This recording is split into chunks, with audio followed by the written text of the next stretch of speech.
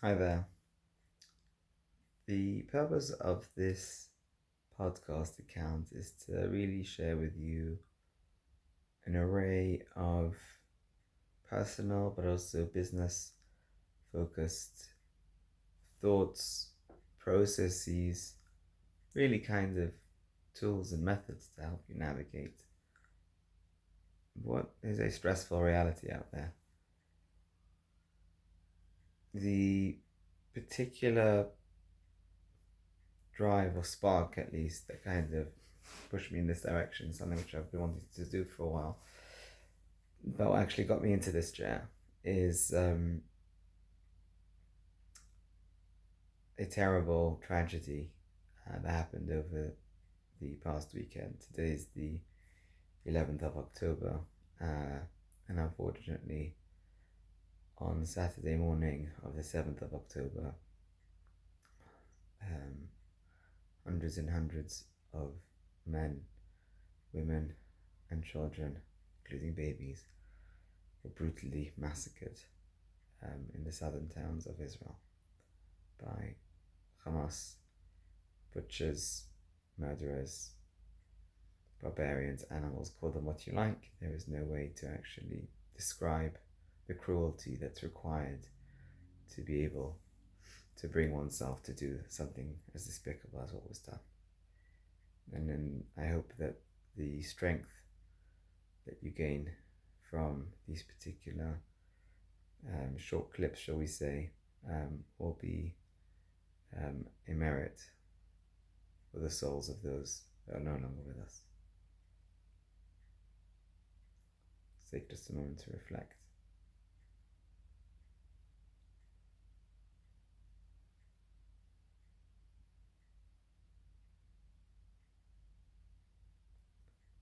It is in moments like these where there's such darkness that it's up to us to spread the light, the positivity, the good deeds, the good energy out there to help those that are grappling, and we will grapple for a long, long time with the reality that there is such cruelty in the world. Even today in the 21st century, there are those that can be that cruel. So what do I mean by positive energy and light? One of the key factors, I would say, in everyday struggles is that we get sucked in and stuck in the problem. So the solution usually requires one to remove oneself in a certain sense, step back. If you can be in the frame of mind, then while stepping back, you review the situation. If you feel that it's too difficult, you then decide to postpone that review until such closer date and time that you can review it.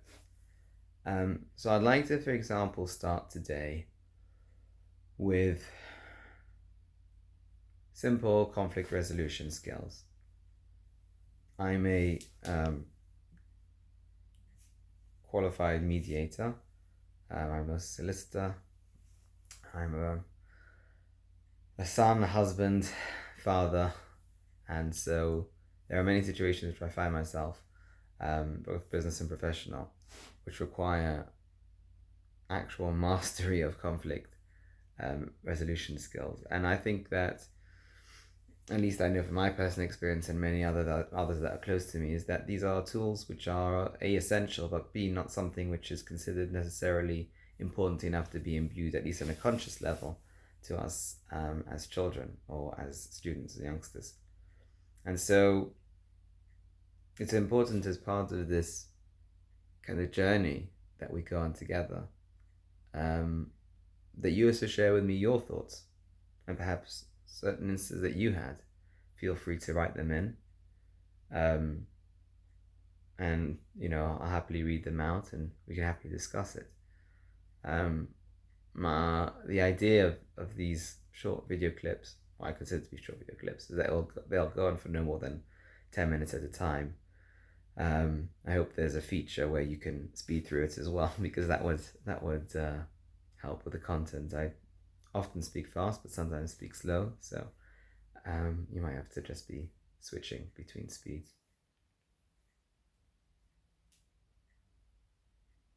So, say for example, I don't want to go any particulars because in case you may be in a different area, it might be difficult to apply. But you've got a difference of opinion with a colleague, the spouse, whatever it is. Let's go with a colleague right now because that tends to be more platonic and less emotions involved. So you believe that option A should be implemented as a solution for a certain issue. Your colleague believes option B. Now, what tends usually to happen in the workplace is colleague A, let's call colleague A instead of you and colleague B, colleague A will say, well, I believe that it should be this way because because X. Colleague B will say, well, I believe it should be this way because of Y. And you'll each keep on arguing your points, not really listening. The key to conflict resolution is actually listening. It's the most bizarre thing because you'd think in order to resolve a conflict, you each have to speak. But in order for you each to speak, you each have to be heard, because otherwise both of you are just speaking, and then it's just one will, kind of also try and sometimes develop their arguments to a further stage. Like, hey, I didn't even think about this. Actually, no, this is a really good argument as to why I should be right and why things should go my way. And when each party and person keeps repeating themselves, what ends up happening is they become a lot more convicted in their ways and more set, and will have a lot more difficult time listening or even thinking of adopting a kind of compromising solution. And B, they're going to get a bit worked up, right? They're going to get more intense and more emotional about it and dig their heels deeper and deeper. But they're not going to be in the space, or they're going to be further away from a space, or where they may have previously been able to kind of say, okay, actually, you know what? That sounds interesting. Why don't we go into that? Why don't we discuss, your way? Why don't we discuss the options that you've presented? Perhaps we can work both ideas into a solution which is acceptable to both of us. And if you reach that stage, it's often in the circumstances such as you're both exhausted and therefore you're not looking to kind of continue that dispute and discussion, and so you kind of give up, and then you say, okay, well, I don't really have the patience to go on this. Let's just find some kind of mutual solution, when in fact you can avoid all that wasted time, arguments, heartache, whatever else it is, and kind of reach that initially without it going that far. And so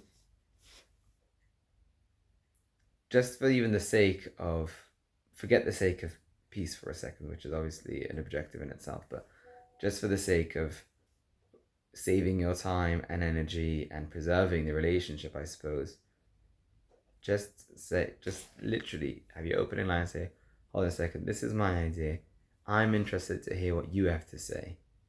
Can you let me know? Can you let me know what your idea is? And listen a second. And listen and think. And it doesn't require a direct response. It can sometimes be, actually, no, that's not a bad idea. Let me think about that.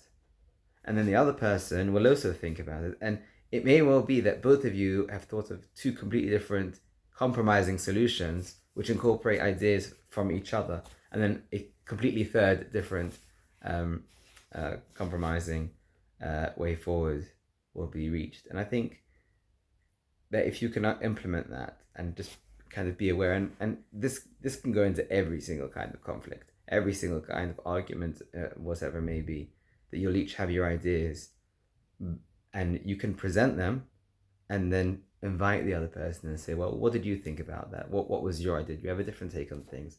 Is there somewhere that I can improve? Is there something that I missed? Is there a reason why perhaps this is not the ideal way to go about it.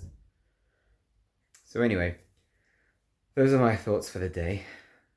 Trying to spread the love and the positivity through transparent, clear, and respectful communication with other people. I hope you enjoyed it. Please let me have your comments, and please email me in the email address provided in the description, and I'll be happy to answer any kind of questions, read them out perhaps, and going forward we'll spend the first 2 to 3 minutes discussing, if there is that much correspondence, discussing what the content of them and answering them, and then the rest devoting to some other ideas in moving forward.